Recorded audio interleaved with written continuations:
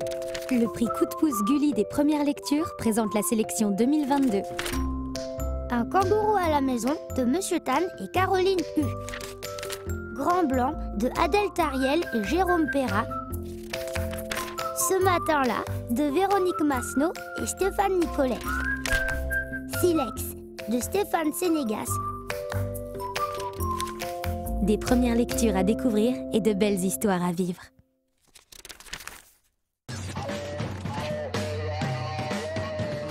Direction Wattrelos dans la région Hauts-de-France pour le prix littéraire jeunesse le plus important de l'année.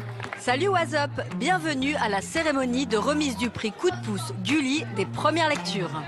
Il y a quelques semaines, dans tous les clubs Coup de pouce de France, plus de 6000 jeunes ont pu voter parmi les 4 livres en compétition.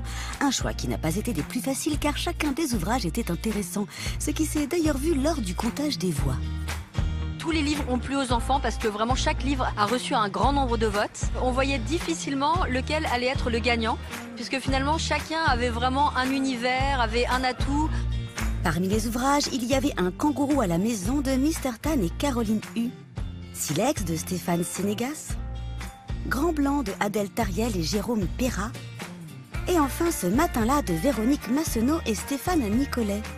Pour décerner le prix Coup de pouce Gulli des premières lectures, la marraine de cette édition était Karine Bioc, pour qui la lecture est très importante. La lecture m'a permis de comprendre le pouvoir des mots, donc elle m'a donné envie d'écrire et c'est grâce à la lecture que je suis devenue journaliste.